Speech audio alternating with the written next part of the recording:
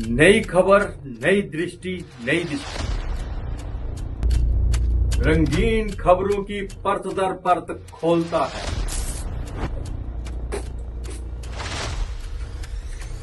खुला बयान करता है पीछे की कहानी। जुड़े रहे एपीजी न्यूज के साथ।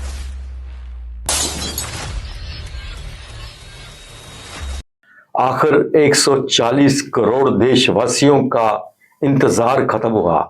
तोहब्बल राणा 26/11 का मास्टरमाइंड, जिसने कई सौ बेगुनाहों की हत्या की थी, उसका दोषी, जिसे अमेरिका से इंडिया लाया गया है, अमेरिका में उसे इंडिया गवर्नमेंट के हवाले कर दिया गया है। अब ये सारे राज खोलेगा उस पाकिस्तान के जिसने यहां पे अटैक करवाया था, जो बार बार मना कर रहा था कि हमने ये नहीं करवाया। हालांकि उसका एक आतंकवादी पकड़ा गया, केस चला, मौका दिया गया, कसाब को फांसी लगी बाद में। अब ये खोलेगा सारे राज 26/11 के। पता चलेगा कि पाकिस्तान ने किस तरह से निर्दोषों की हत्या करवाई है। हमारे साथ है ब्रिगेडियर विजय सागर दीवान साहब। ब्रिज साहब, आपका बहुत बहुत स्वागत है। धन्यवाद Adarshi, pleasure to be on your show as always. Brij साहब, बहुत एक अरसा लगा और मुबारकबाद है हमारी इस गवर्नमेंट को, जिन्होंने अपनी कोशिश जारी रखी और आज वो हत्यारा भारत में आ रहा है। यहां पे उसको उसकी करने की सजा मिलेगी। सजा की दूसरी बात है, लेकिन पता चलेगा कि इसमें पाकिस्तान का कितना हाथ था, जो बार बार यही कह रहा है मेरा इसमें कोई हाथ नहीं है। असलियत क्या थी, असली पिक्चर जो सामने लाएगा और ये बहुत जल्दी लोगों के सामने होगा। क्या कहेंगे इस पर? देखिए, सबसे पहले मैं आपको ये बताऊं कि ये तहव्वुर राणा जो है, ये एक्चुअली पाकिस्तानी सेना का मेजर साहब है, डॉक्टर था। और इसने ये सारा जो 26/11 मुंबई अटैक हुआ था, जो 4 जगह पे हुआ था, एक रेलवे स्टेशन पे, एक जूश कैफे में, एक ताज में और एक ट्राइडेंट पे होटल पे, तो ये जो सारा का सारा षड्यंत्र रचा था, ये इसने रचा था डेविड कोलमैन हेडली की से साथ मिलके। बिल्कुल। जो इस वक्त अमेरिका में अरेस्टेड है, 35 इयर्स की सजा वो भी काट रहा है। अभी आई एम श्योर उसकी भी एक्स्ट्राडिशन शुरू होगी। तो ये आतंकवादियों को मदद देता है, पाकिस्तानी आर्मी मदद देती है, परंतु हमारे पास ठोस सबूत आज तक कोई नहीं था। ये सारे सर्कमस्टेंशियल एविडेंस थे। अब ये जो अगर इसका मुंह खुलता है तो ये 100%, क्योंकि ये खुद मास्टरमाइंड है, बिल्कुल इसने खुद किया। और ये एज ए पाकिस्तानी आर्मी 2008 में ये मेजर साहब थे, उन्होंने सारा प्लान किया, उसकी रेकी करवाई डेविड हेडली के साथ। उसके बाद बड़ा सोचा कि भाई जब ये अगर मान लो कोई पकड़ा जाता है या आतंकवादी मर जाता है, तो वो लगना चाहिए कि मुसलमान नहीं था वो। उन्होंने उनके हाथों में मोलियां बनवाई जो हिंदू पहनते हैं, ताकि पता चले कि ये हिंदू राइट विंगर्स की तरफ से मुंबई अटैक हुआ था with in the territory of India, courtesy Congress government. तो ये इस किस्म की जो शातिर चीजें इसने करी। उसके बाद नेक्स्ट इसने फिनलैंड में भी अटैक कराया। वहां प्रॉफिट मोहम्मद का कोई कार्टून छापा था, बिल्कुल फिनलैंड में, वैसे फ्रांस की बात नहीं कर रहा ना। तो वहां पे भी दंगे हुए। उसके बाद ये आईएसआई का एसेट बन गया, तो इसको आर्मी से रिजाइन करा के कैनेडियन सिटीजनशिप दिला दी गई। परंतु अल्टीमेटली चूंकि इसके कारनामे वो थे, आईएसआई इसके पीछे थी, तो he was arrested in America in 2009। फिर 2020 में इसको रिहा कर दिया गया। इंडिया कहता रहा कि इसको एक्स्ट्राडाइट करो, ये इसके ऊपर हमारे चार्जेस हैं, नहीं माना है। फिर जब ट्रम्प गवर्नमेंट आई, उन्होंने इसको री अरेस्ट किया 20 में, और बीच में बाइडेन गवर्नमेंट आई, उन्होंने फिर कुछ नहीं किया, और ट्रम्प ने आते ही बोला कि इंडिया को ये लीजिए। अब इसकी जब ये लैंड करेगा या करेगा, तो जाते ही इसको एनआईए कोर्ट के सामने पेश किया जाएगा, वहां पे इसकी जुडिशियल कस्टडी ली जाएगी, और फिर इंटेरोगेशन एजेंसीज जो हैं वो इसके साथ लग जाएंगी। तो ये तोहव्वुर राणा जो है, ये एक बहुत बड़ा लिंक है जो हमें ये प्रूव करेगा कि इसमें पाकिस्तानी आर्मी और आईएसआई का भी ठोस सबूत है। तोहव्वुर राणा के साथ जो डेविड हेडली की बात करते हैं, क्या उसके बिना ये सब चीजें पूरी हो पाएंगी? क्योंकि उसका आना बहुत जरूरी है। नहीं, डेविड हेडली इसका एक कॉम्प्लेक्स था। जैसे जो रेकी करी थी, भाई कहाँ अटैक करना है, कहाँ लैंड करना है, कितनी टुकड़ी करनी है, वो सब रेड इसने भेजा था हेडली को बॉम्बे। इन्होंने एक तोहव्वुर राणा ने एक अमेरिका में ट्रैवल एजेंसी बनाई हुई है, तो इस ट्रैवल एजेंसी की आड़ में उसको बॉम्बे भेजा और ये सारा काम करवाया। तो अब डेविड हेडली के पास भी बहुत सारे सबूत होंगे। अब हालांकि वो भी अरेस्टेड है और अमेरिका की जेल के अंदर है, तो अगर उसका भी एक्सट्राडिशन होगा तो शायद वो विंडिकेट हो जाएगा कि जो हमें पता लगेगा तहब्बुर राना के साथ, तो फिर पूरी दुनिया की नजर में पता चल जाए, दुनिया को जानती है कि Pakistan is an epicentre of terrorism. बिल्कुल बिल्कुल। ये जिहादी जो तैयार करने हैं वो सब पाकिस्तान में ही होते हैं। पर अब जब दुनिया के पास सबूत होगा, जैसे पहले पाकिस्तान की जो इकोनॉमिक हालत बहुत खराब है तो उसको FATF की ग्रे लिस्ट में डाला था, तो हम जो सोच रहे थे कि इसको ग्रे से रेड में डालेगा, ब्लैक लिस्ट करेंगे, तो वो हुआ नहीं, क्योंकि उस वक्त उनको बेल आउट कर लिया। As per the law of FATF 3 countries बोलने चाहिए बेल आउट करने के लिए, तो चाइना, ये तो चाइना का वैसल स्टेट है ही है, टर्की राइट विंगर है ही है, और मलेशिया। अब सिचुएशन डिफरेंट है। मलेशिया का जो इस वक्त हुक्मरान है उनको समझ में आ गया है कि भारत के साथ पंगा नहीं लेना है, बल्कि उन्होंने भारत से वेपन खरीदने की पेशकश की है। आपकी ब्रह्मोस मिसाइल के बारे में पूछा है, तेजस के बारे में पूछा है, फिर आपके पिनाका सिस्टम्स के बारे में पूछा है। तो अब मुझे लगता है कि अब अगर FATF की बारी आती है तो कम से कम मलेशिया साथ में नहीं है, और बाकी बचा टर्की। अब टर्की में अर्दोगान जो है वो राइट विंगर है, वो उसकी लड़ाई है सऊदी अरेबिया के साथ directly for supremacy of Islamic world. पर आज अभी वहां पे जो दंगे चल रहे हैं और वो इमामोग्लू जो उसका कंटेंडर है, 99% बोला जा रहा है कि अगर इलेक्शन होती है तो वो जीत जाएगा, और जितना उसको अंदर रखा जा रहा है वो लोग उसकी पॉपुलैरिटी उतनी बढ़ती जा रही है। और वो एक बड़ा मॉडरेट किस्म का आदमी है, जो कि एक ऑटोमन एम्पायर जो पुरानी थी जब जिनकी सल्तनत थी, और वो एक बड़े ही फॉरवर्ड लुकिंग लोग थे। ये बीच में अर्दोगान आके राइट विंगर हो गया, तो वो भी नहीं होगा।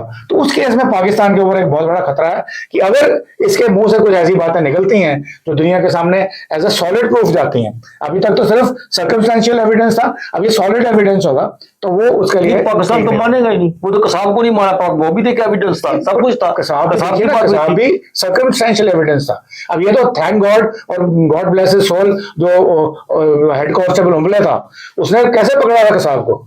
उसने थोड़ी तो कसाब के ऊपर हमला किया था, कसाब सामने से एके लेके आ रहा था, उसने सामने जाकर उसको जफ्ती डाल दी। यानी कि कसाब की जो एके की नली थी वो उसकी छाती पे थी, तो नेचुरली कसाब ट्रिगर दबा देगा, तो इसकी जान गई।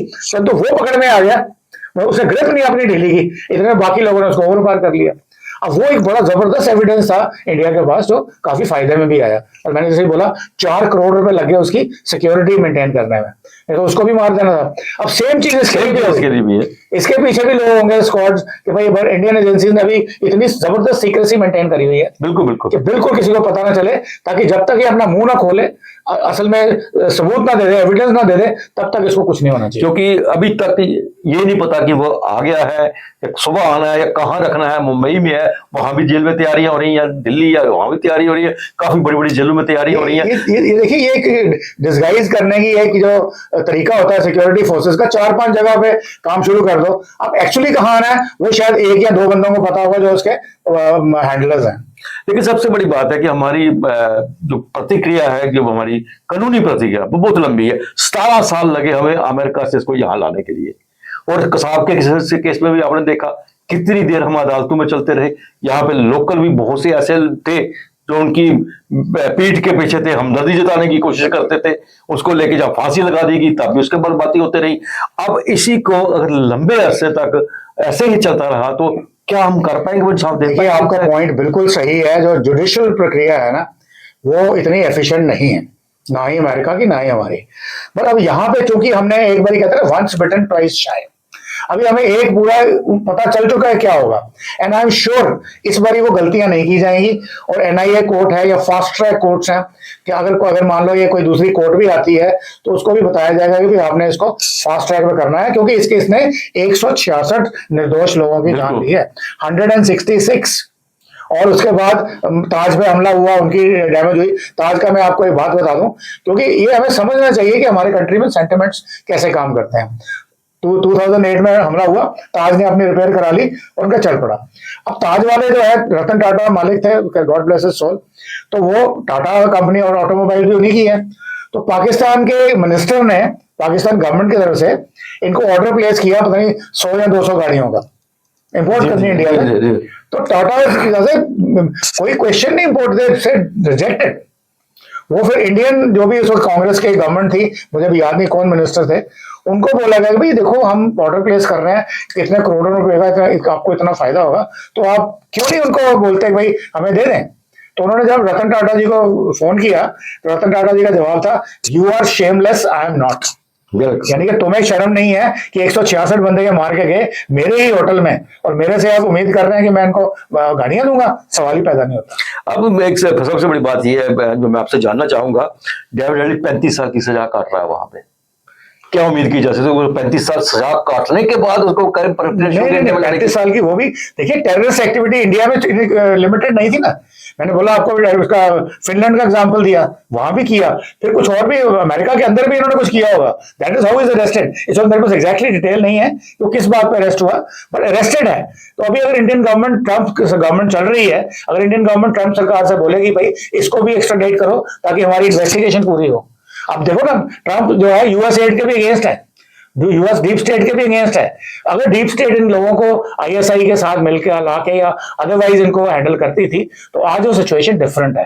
प्रेसिडेंट ट्रंप की तरफ से उसकी परमिशन नहीं है, तो वो उतना ही इंडिया के लिए आसान हो जाता है। बिल्कुल सही कहा, एक कातिल तो आगे आ रहा है और दूसरे की आने की संभावना पूरी है, बिल्कुल। और उसके बाद पाकिस्तान को मुंह छुपाने की जगह नहीं मिलेगी। एब्सोल्युटली, पाकिस्तान के लिए इतना क्रूशियल है। अगर पाकिस्तान, मैं सोचता हूँ या चाइना भी वरीड होगा कि अगर पाकिस्तान की ऐसी सांख गिरती है तो चाइना अपना सीपैक कैसे हैंडल करेगा। और सीपैक की अगर आप बात करें, आपको हालांकि कहने को तो चाइना पाकिस्तान इकोनॉमिक कॉरिडोर है और वो एक स्ट्रेटेजिक लेवल पे है।